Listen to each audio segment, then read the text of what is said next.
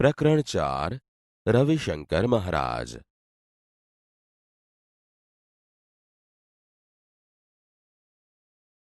લેખક પરિચય. બાળ દોસ્તો, રવિશંકર મહારાજ એ પાઠના લેખક ધીરુભાઈ પરીખ છે.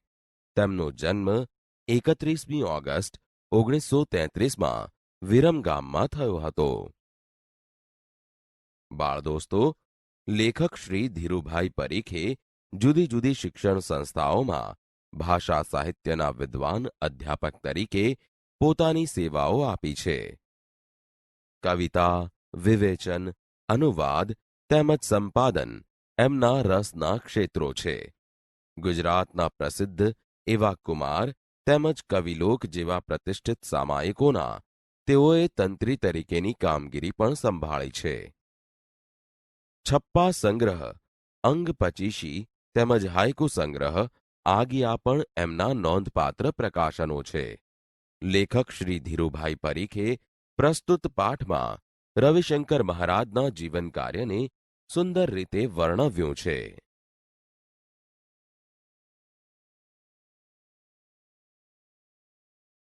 મહારાજ અને વળી સેવક.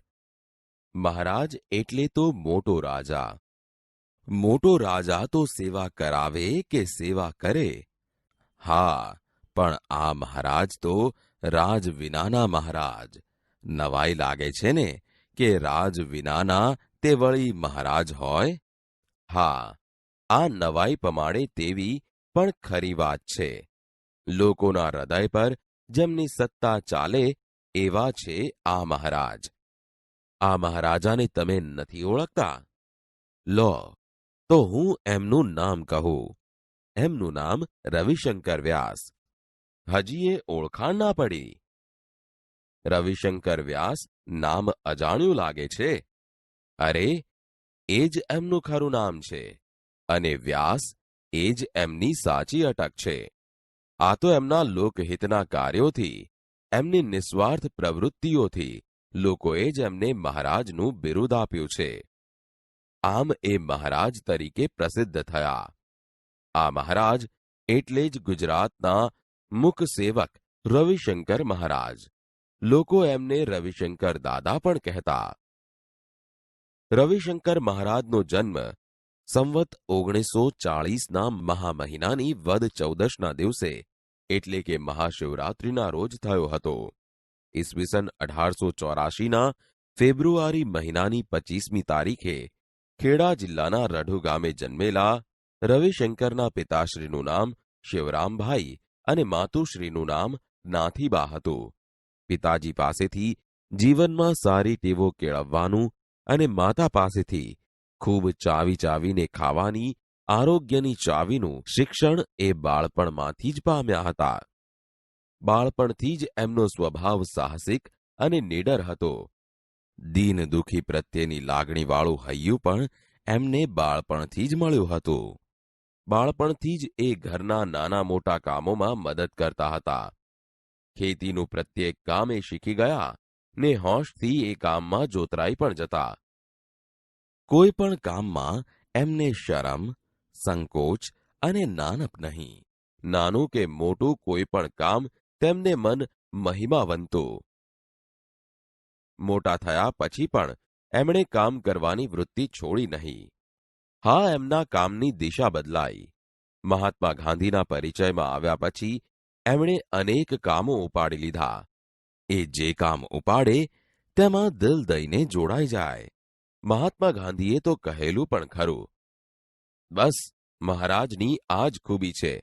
તેમને જે કામ સોંપો તેમાં એ પોતાનો આત્મા રેડી દે છે અને તેથી જ એમનું કામ ઝળકે છે અને તેથી વધુ સારી અસર પડે છે. ગાંધીજી સાથેના પરિચય પછી એમણે ભારતની આઝાદીની લડતમાં ઝંપલાવ્યો. યજમાન વૃત્તિનો ધંધો છોડ્યો. વિલાયતી કપડાં છોડ્યા. ગામ, ઘર બધું છોડી એ રાષ્ટ્રના કામમાં લાગી ગયા. ચરખો ચલાવી ખાદીના વસ્ત્રો પહેરવા, સાદું ખાવું પીવું અને સાદાઈથી રહેવું એ હવે એમનો જીવન મંત્ર બની ગયો. ધીમે ધીમે રાજકીય પ્રવૃત્તિને સ્થાને લોક પ્રવૃત્તિએ એમના જીવનમાં પ્રવેશ કર્યો. પછી તો એ જ પ્રવૃત્તિ મુખ્ય બની ગઈ.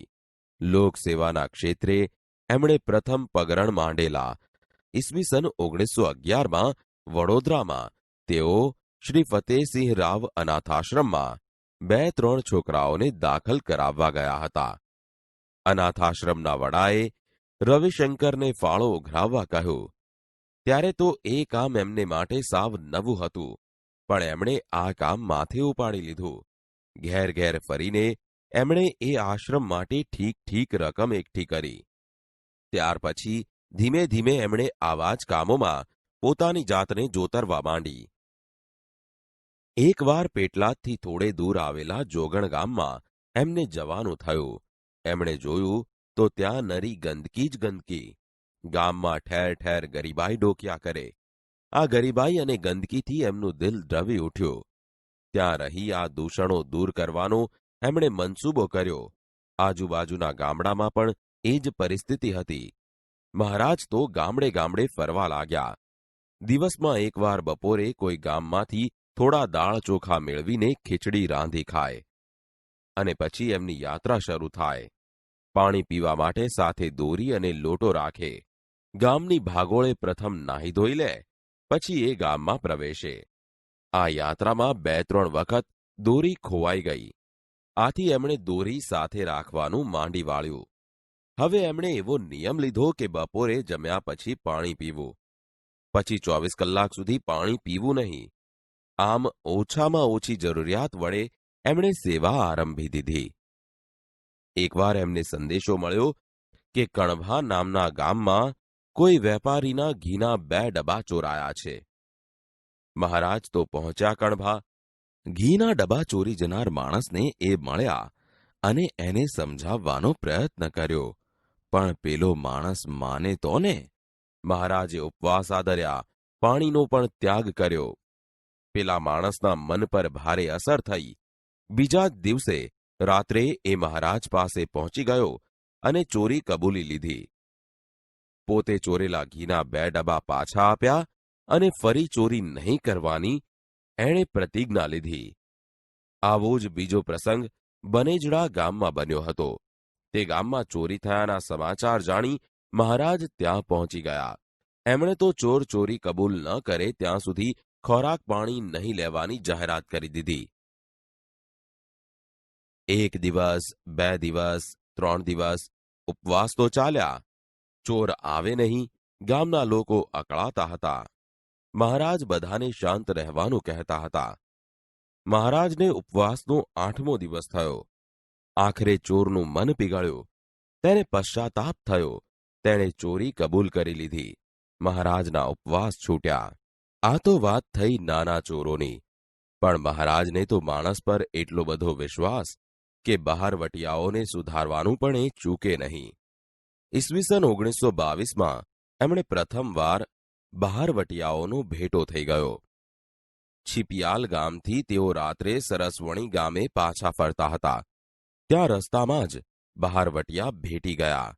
કાચો પોચો માણસ હોય તો છાતીના પાટિયા બેસી જ જાય, પણ આ તો મહારાજ, નરી નિર્ભયતાની મૂર્તિ. એમણે તો બહારવટિયાઓને મહાત્મા ગાંધીની વાત કરી, આઝાદીની લડતની વાત કરી. બહારવટિયાઓને ગાંધીજીનું કામ ઉપાડી લઈ સાચું બહારવટું ખેડવા સમજાવ્યું. પછી તો મહારાજે કોતરોમાં ભમી ભમી અનેક બહારવટિયાઓને સુધારવાની પ્રવૃત્તિ કરી. આથી જ તો ઝવેરચંદ મેઘાણીએ એમને માણસાઈના દીવા કહ્યા હતા. આ રીતે એક તરફ તેઓ વ્યક્તિના જીવનને સુધારવાની પ્રવૃત્તિ કરતા, તો બીજી તરફ પ્રસંગ પડે લોકો પર આવી પડતી કુદરતી આપત્તિના સમયે પણ તેઓ સેવા કરવામાં પાછી પાની કરતા નહીં. એક રાત્રે રવિશંકર મહારાજ સુંદરણા ગામે હતા ત્યારે ધોધમાર વરસાદ પડ્યો. રવિશંકર મહારાજ જે ઘરમાં ઉતર્યા હતા તે ઘરનો કરો તૂટી પડ્યો. વરસાદ કહે મારું કામ, જેમ તેમ કરી રાત પસાર કરી. વરસાદ હજુ પણ વરસતો જ હતો. પોતાની જવાબદારી પર એમણે ગરનાળું તોડી પડાવ્યો. ગામ ઉગરી ગયું. ત્યાંથી વરસતા વરસાદમાં છાતી સમાણા પાણી ખૂંદતા ખૂંદતા મહારાજ નજીકના વટાદરા ગામે પહોંચ્યા. ત્યાં વરસાદથી અનેક મકાનો પડી ગયા હતા. મહારાજે દોરડાની મદદથી લોકોને નજીકના ઊંચાણવાળા ભાગ પર પહોંચાડ્યા.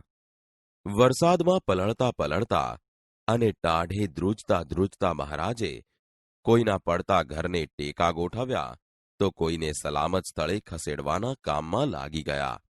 લોકો તો એમને ભગવાનનો અવતાર માનતા. તો વળી કોલેરા જેવો ચેપી રોગ ફાટી નીકળ્યો ત્યારે પણ મહારાજ રોગીઓની વહારે ધસી જાય. ઈસવીસન 1941ની વાત છે. મહારાજે છાપામાં સમાચાર વાંચ્યા કે કલોલ ગામમાં કોલેરા ફાટી નીકળ્યો છે અને માણસો ટપોટપ મરે છે. મહારાજ ત્યાં પહોંચી ગયા. ત્યાંની ગંભીર પરિસ્થિતિ જોઈ તેઓ અમદાવાદ આવ્યા અને કેટલાક સ્વયંસેવકોને સાથે લઈ કોલેરાના રોગીઓની સેવા કરવા કલોલ પહોંચી ગયા. ગામના લોકો અંધશ્રદ્ધાને લીધે દવાખાનામાં જાય નહીં. કોલેરાના વિસ્તારમાં ફરી ફરીને મહારાજ સહુને સમજાવે અને દર્દીઓને દવાખાને લઈ જાય. એમના ઝાડા ઉલટી સાફ કર્યા, દવાઓ આપવી, લોકોને સમજાવવા, સ્વયંસેવકો અને ડોક્ટરોની વ્યવસ્થા કરવી. આ બધા જ કામોમાં મહારાજ જાતને પણ ભૂલીને એકરૂપ થઈ જતા. આવે વખતે એ મૃત્યુની પણ પરવા કરતા નહીં. દુષ્કાળ પડ્યો છે એમ સાંભળતા જ મહારાજ ત્યાં મદદે પહોંચી જાય. એકવાર બનાસકાંઠા જિલ્લામાં દુષ્કાળ પડ્યો હતો ત્યારે મહારાજ ત્યાં પહોંચી ગયા. આ પ્રદેશમાં લોકો પાણી માટે વલખા મારતા હતા. ત્યારે મહારાજે ગામડે ગામડે ફરી દિવસ રાત પરિશ્રમ કરી કૂવાઓ અને બોરિંગ કરાવ્યા. લોકોને એટલી બધી રાહત થઈ કે તેઓ મહારાજને બોરિંગવાળા મહારાજના નામે ઓળખવા લાગ્યા હતા. અરે એ તો હજુ ઠીક, પણ જ્યારે માણસો હેવાન બની અંદરો અંદર લડે, કાપા કાપી થાય, હુલ્લડ થાય ત્યારે પણ જાનને જોખમે મહારાજ ત્યાં પહોંચી જાય.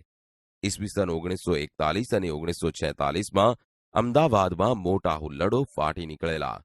મહારાજ તો નિર્ભય બની સુમસામ શેરીઓમાં ફરતા અને લોકોને સમજાવતા. હિન્દુ કે મુસલમાન બધા જ મહારાજની વાત શાંતિથી સાંભળતા અને એમને આદર આપતા. હુલ્લડમાં મૃત્યુ પામેલા લોકોના શબનો અગ્નિ સંસ્કાર પણ મહારાજ જાતે જ કરતા. આવા તો અનેક પ્રસંગો મહારાજના જીવનમાંથી જડી આવશે. આ બધા જ પ્રસંગોએ મહારાજની માનવતાના, એમની અપાર હિંમતના, એમની અજોડ સેવાવૃત્તિના દર્શન થાય છે. આમ છતાંય મહારાજે કદી પોતાના કામોનો ઢંઢેરો પીટ્યો નથી. જાત જાહેરાતથી તો એ સદાય દૂર જ ભાગે. મૂંગા મૂંગા સેવા કરવી એ જ એમનો જીવન ધર્મ હતો. આથી જ તો એમને સૌ મુક સેવક તરીકે ઓળખે છે. 100મું વર્ષ ચાલતું હતું ત્યારે મહારાજનો સ્વર્ગવાસ થયો. બાળ દોસ્તો, હવે તમે આ પાઠનું તમારા પાઠ્યપુસ્તકમાંથી શાંત વાંચન કરો.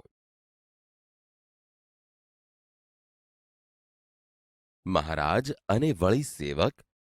મહારાજ એટલે તો મોટો રાજા. મોટો રાજા તો સેવા કરાવે કે સેવા કરે? હા, પણ આ મહારાજ તો રાજ વિનાના મહારાજ. નવાઈ લાગે છે ને કે રાજ વિનાના તે વળી મહારાજ હોય? હા, આ નવાઈ પમાડે તેવી પણ ખરી વાત છે. લોકોના હૃદય પર જેમની સત્તા ચાલે એવા છે આ મહારાજ.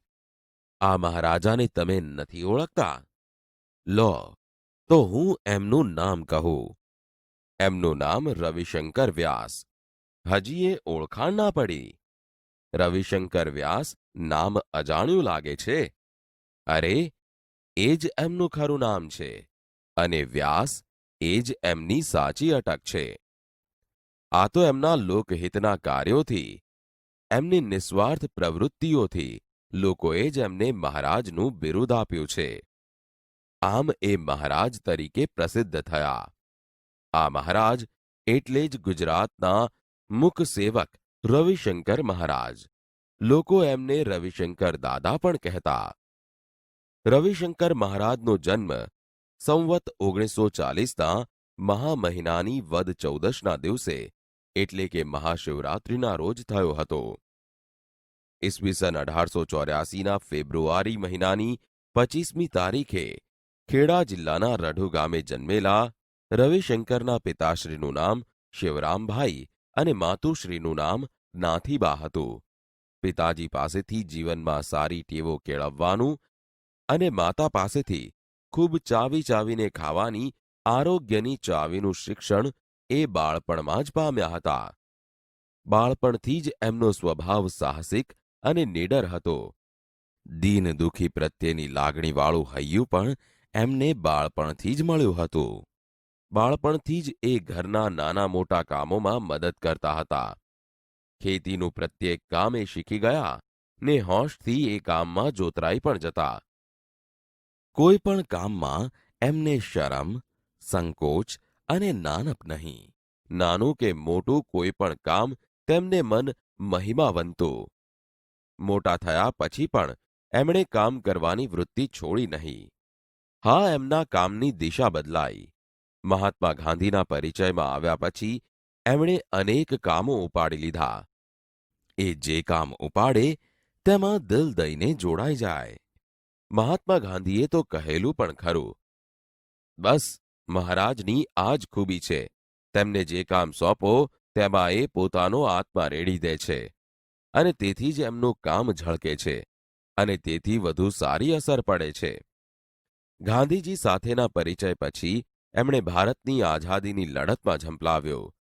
યજમાન વૃત્તિનો ધંધો છોડ્યો, વિલાયતી કપડાં છોડ્યા, ગામ, ઘર બધું છોડી એ રાષ્ટ્રના કામમાં લાગી ગયા. ચરખો ચલાવી ખાદીના વસ્ત્રો પહેરવા, સાદું ખાવું પીવું અને સાદાઈથી રહેવું એ હવે એમનો જીવન મંત્ર બની ગયો. ધીમે ધીમે રાજકીય પ્રવૃત્તિને સ્થાને લોક પ્રવૃત્તિએ એમના જીવનમાં પ્રવેશ કર્યો.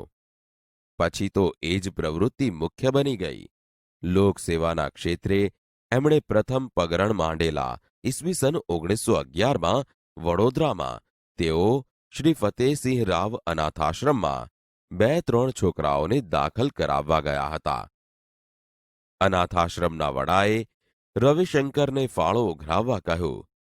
ત્યારે તો એ કામ એમને માટે સાવ નવું હતું, પણ એમણે આ કામ માથે ઉપાડી લીધું. ઘેર ઘેર ફરીને એમણે એ આશ્રમ માટે ઠીક રકમ એકઠી કરી.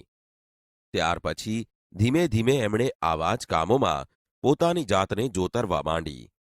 એકવાર પેટલાદથી થોડે દૂર આવેલા જોગણ ગામમાં એમને જવાનું થયું. એમણે જોયું તો ત્યાં નરી ગંદકી જ ગંદકી. ગામમાં ઠેર ઠેર ગરીબાઈ ડોક્યા કરે. આ ગરીબાઈ અને ગંદકીથી એમનું દિલ દ્રવી ઉઠ્યું. ત્યાં રહી આ દૂષણો દૂર કરવાનો એમણે મનસૂબો કર્યો. આજુબાજુના ગામડામાં પણ એ જ પરિસ્થિતિ હતી. મહારાજ તો ગામડે ગામડે ફરવા લાગ્યા.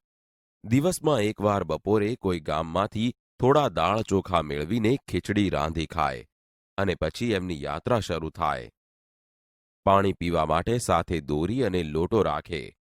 ગામની ભાગોળે પ્રથમ નાહી ધોઈ લે, પછી એ ગામમાં પ્રવેશે. આ યાત્રામાં 2-3 વખત દોરી ખોવાઈ ગઈ. આથી એમણે દોરી સાથે રાખવાનું માંડી વાળ્યું. હવે એમણે એવો નિયમ લીધો કે બપોરે જમ્યા પછી પાણી પીવું, પછી 24 કલાક સુધી પાણી પીવું નહીં. આમ ઓછામાં ઓછી જરૂરિયાત વડે એમણે સેવા આરંભી દીધી. એકવાર એમને સંદેશો મળ્યો કે કણભા નામના ગામમાં કોઈ વેપારીના ઘીના 2 ડબ્બા ચોરાયા છે. મહારાજ તો પહોંચ્યા કણભા. ઘીના ડબ્બા ચોરી જનાર માણસને એ મળ્યા અને એને સમજાવવાનો પ્રયત્ન કર્યો, પણ પેલો માણસ માને તો ને. મહારાજે ઉપવાસ આદર્યા, પાણીનો પણ ત્યાગ કર્યો. પેલા માણસના મન પર ભારે અસર થઈ. બીજા જ દિવસે રાત્રે એ મહારાજ પાસે પહોંચી ગયો અને ચોરી કબૂલી લીધી. પોતે ચોરેલા ઘીના 2 ડબ્બા પાછા આપ્યા અને ફરી ચોરી નહીં કરવાની એણે પ્રતિજ્ઞા લીધી. આવો જ બીજો પ્રસંગ બનેજડા ગામમાં બન્યો હતો. તે ગામમાં ચોરી થયાના સમાચાર જાણી મહારાજ ત્યાં પહોંચી ગયા. એમણે તો ચોર ચોરી કબૂલ ન કરે ત્યાં સુધી ખોરાક પાણી નહીં લેવાની જાહેરાત કરી દીધી. 1 દિવસ, 2 દિવસ, 3 દિવસ ઉપવાસ તો ચાલ્યા. ચોર આવે નહીં. ગામના લોકો અકળાતા હતા. મહારાજ બધાને શાંત રહેવાનું કહેતા હતા. મહારાજને ઉપવાસનો 8મો દિવસ થયો.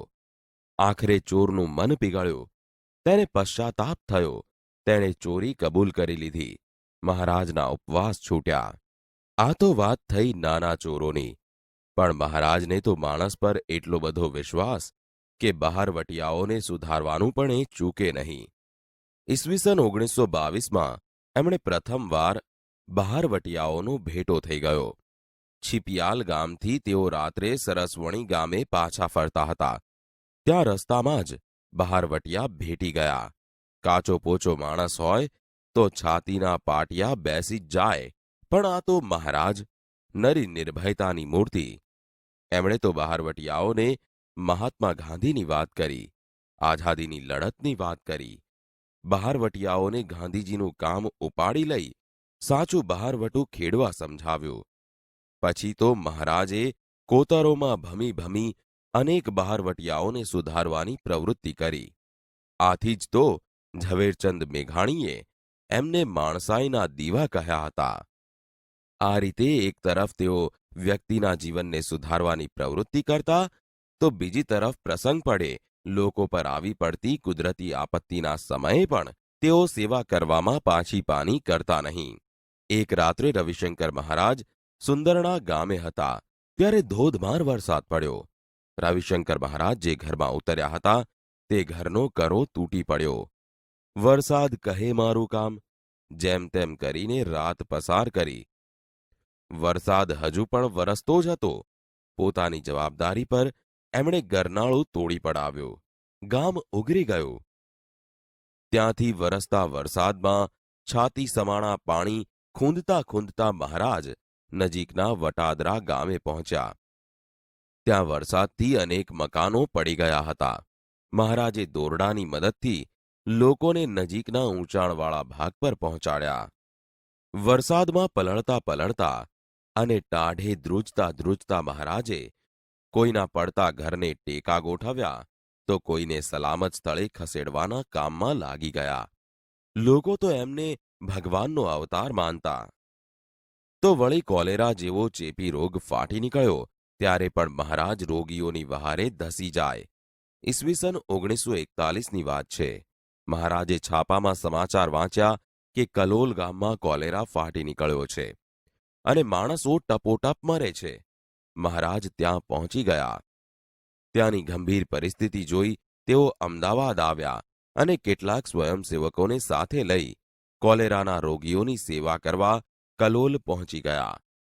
ગામના લોકો અંધશ્રદ્ધાને લીધે દવાખાનામાં જાય નહીં. કોલેરાના વિસ્તારમાં ફરી ફરીને મહારાજ સહુને સમજાવે અને દર્દીઓને દવાખાને લઈ જાય. એમના ઝાડા ઉલટી સાફ કર્યા, દવાઓ આપવી, લોકોને સમજાવવા, સ્વયંસેવકો અને ડોક્ટરોની વ્યવસ્થા કરવી. આ બધા જ કામોમાં મહારાજ જાતને પણ ભૂલીને એકરૂપ થઈ જતા. આવે વખતે એ મૃત્યુની પણ પરવા કરતા નહીં. દુષ્કાળ પડ્યો છે એમ સાંભળતા જ મહારાજ ત્યાં મદદે પહોંચી જાય. એકવાર બનાસકાંઠા જિલ્લામાં દુષ્કાળ પડ્યો હતો ત્યારે મહારાજ ત્યાં પહોંચી ગયા. આ પ્રદેશમાં લોકો પાણી માટે વલખા મારતા હતા. ત્યારે મહારાજે ગામડે ગામડે ફરી દિવસ રાત પરિશ્રમ કરી કૂવાઓ અને બોરિંગ કરાવ્યા.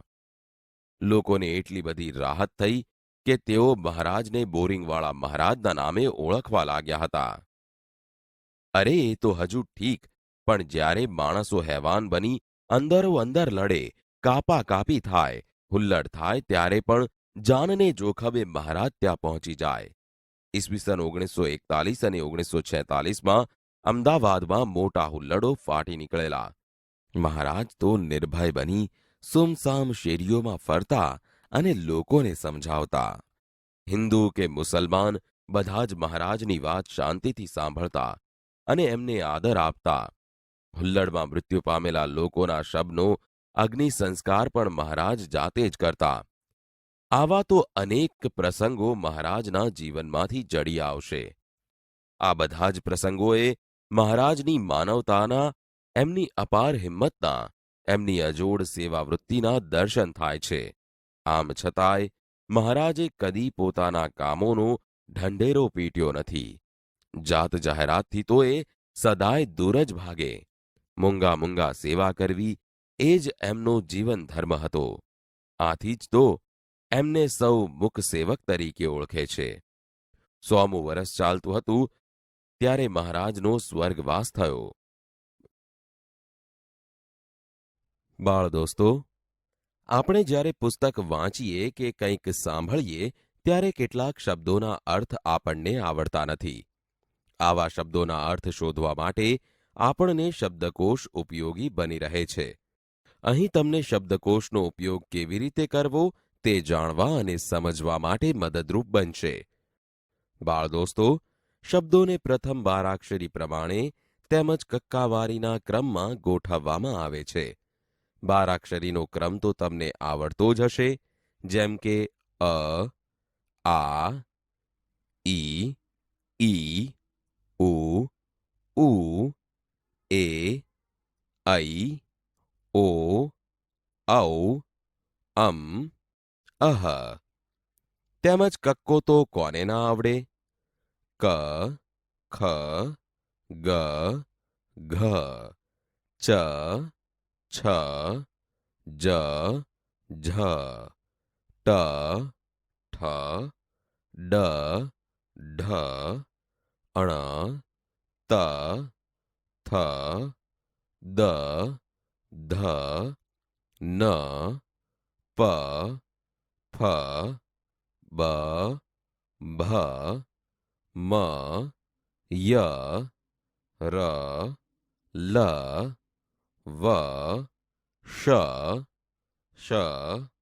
સ, હ. બાળ દોસ્તો, તમને અહીં પ્રશ્ન થશે કે હ પછી પણ કક્કામાં અળ અને ક્ષ તથા જ્ઞ પણ આવે છે, તો એ કેમ ના દર્શાવ્યા? બાળ દોસ્તો, અળ શબ્દથી શરૂ થતા ગુજરાતીમાં એક પણ શબ્દ નથી. ક્ષ અને જ્ઞ વિશે તમને આગળ શીખવા મળશે. બાળ દોસ્તો, શબ્દકોશમાં સૌથી પહેલા અથી શરૂ થતા અને છેલ્લે હથી શરૂ થતા શબ્દો આવશે. અહીં એક શબ્દકોશનો નમૂનો આપેલ છે. તેમાં તમે જુઓ. ક્ષ એ ક અને શનો જોડાક્ષર હોવાથી ક્ષ થી શરૂ થતા શબ્દો કના ક્રમમાં આવે છે. અહીં તમે જોઈ શકશો કે કના પાના પલટાવતા કના જ ક્રમમાં ક્ષ મૂળાક્ષરવાળા શબ્દો આવે છે. બાળ દોસ્તો, હવે આપણે કોઈ એક મૂળાક્ષરને લઈ શબ્દકોશનો ક્રમ કેવો હોય છે તે જોઈશું. ચાલો આપણે ક મૂળાક્ષર વિશે જાણીએ. જુઓ, સૌથી પહેલા ક આવે છે. ક પછી કમ અને કા પછી કામ આવશે. તેવી જ રીતે જુઓ, કી, કિમ, કી, કિમ, કુ, કુમ, કુ, કુમ, કૃ, કૃમ, કે, કેમ, કૈ, કૈં, કો, કો, કોં, કૌ અને કૌ. બાળ દોસ્તો, આ જ પ્રમાણે ખ, ગ, ઘ, હ સુધીના મૂળાક્ષરોનું પાનું ખોલીએ ત્યારે આપણે જોયેલા કના ક્રમમાં જ ખ, ગ, ઘના શબ્દો પણ આવશે. બાળ દોસ્તો, જો કોઈ પણ શબ્દોના પ્રથમ અક્ષર સમાન હોય તો બીજો અક્ષર અને બીજો અક્ષર સમાન હોય તો ત્રીજો અક્ષર જોવો. અહીં આપણે વિષય, વિષમ અને વિપદ એમ 3 શબ્દો ગોઠવીને સમજીએ. જુઓ, ત્રણેયનો પ્રથમ અક્ષર વી સમાન છે. હવે બીજો અક્ષર જોઈએ, જેમાં વિષય અને વિષમ એ બેમાં શ સમાન છે, જ્યારે વિપદમાં બીજો અક્ષર પ છે. તેથી વિષય, વિષમ અને વિપદમાં વિપદ પહેલા આવે. જુઓ, અહીં 3 શબ્દો પૈકી વિપદનો સૌથી પહેલા મૂકવો. હવે 2 શબ્દો બાકી રહ્યા, વિષય અને વિષમ. જો આપણે શબ્દકોશનો ક્રમ જોઈએ તો વિષયના છેલ્લા અક્ષર ય અને વિષમના છેલ્લા અક્ષર મ પૈકી ય કરતા મ પહેલો આવે છે. તેથી શબ્દો આમ ગોઠવાશે: વિપદ, વિષમ અને વિષય. બાળ દોસ્તો, આ શબ્દોને આપણા શબ્દકોશના ક્રમમાં ગોઠવ્યા, પરંતુ શબ્દકોશમાં આ શબ્દો કેવી રીતે શોધાય તે પણ જોઈ લઈએ. બાળ દોસ્તો, આપણે શબ્દકોશનું કોઈ પણ એક પાનું જોઈએ. અહીં આપણે વીથી શરૂ થતા શબ્દોનું પાનું જ જોઈએ. અહીં તમે જોશો તો શબ્દકોશના કોઈ પણ પાના પર ડાબી અને જમણી બાજુએ એક એક શબ્દ હોય છે. જુઓ, અહીં ડાબી તરફ વિકરાલ દેખાય છે, તો જમણી તરફ વિટામિન દેખાય છે. એનો મતલબ એમ થયો કે અહીં વિકરાલથી શરૂ થઈને વિટામિન સુધીના શબ્દો આ પાના ઉપર જોવા મળશે. જુઓ, આ પાના પર પહેલો શબ્દ વિકરાલ છે, તો બીજો શબ્દ વિટામિન છે. બાળ દોસ્તો, આટલું શીખ્યા પછી આપણે એ પણ શીખીએ કે આપણા 3 શબ્દો વિપદ, વિષમ અને વિષય શબ્દકોશમાં કયા કયા પાને જોવા મળશે. જુઓ, વી મૂળાક્ષરથી શરૂ થતા શબ્દો પૈકી પાના ઉપર દેખાતા વિનિયોગ, વિની અને વિયો વચ્ચે પ મૂળાક્ષરવાળા શબ્દો આવશે. તેથી વિપદ શબ્દ અહીં જોવા મળશે, જ્યારે વિષમ અને વિષય મૂળાક્ષરવાળા શબ્દો વિવેચક અને વિસારવું તે બંને શબ્દોની વચ્ચે જોવા મળશે. બાળ દોસ્તો, આપણે અગાઉ શીખ્યા તેમ જે તે અક્ષરનો બારાક્ષરીનો ક્રમ પૂરો થતાં જ જોડાક્ષરનો ક્રમ આવે છે, અને આ જોડાક્ષરોના ક્રમ પણ કક્કા પ્રમાણે જ નક્કી થાય છે. જેમ કે સ્મિત, સ્થિર. અહીં બંને શબ્દો તેના પ્રથમ મૂળાક્ષર સી એ મ અને થ સાથે જોડાઈને જોડાક્ષર બનાવે છે. તેમ કક્કાવારીના ક્રમમાં થ પહેલા આવે અને મ પછી આવે છે. તેથી પ્રથમ સ્થિર શબ્દ આવે અને પછી સ્મિત શબ્દ આવે. બાળ દોસ્તો, સ્વર એટલે અ, આ, ઈ નો ક્રમ પણ બારાક્ષરીના ક્રમ પ્રમાણે જ નક્કી થાય છે. એટલે કે પહેલા અ મૂળાક્ષરવાળા શબ્દો, પછી અમ મૂળાક્ષરવાળા શબ્દો, પછી આ વાળા શબ્દો શબ્દકોશમાં જોવા મળે છે.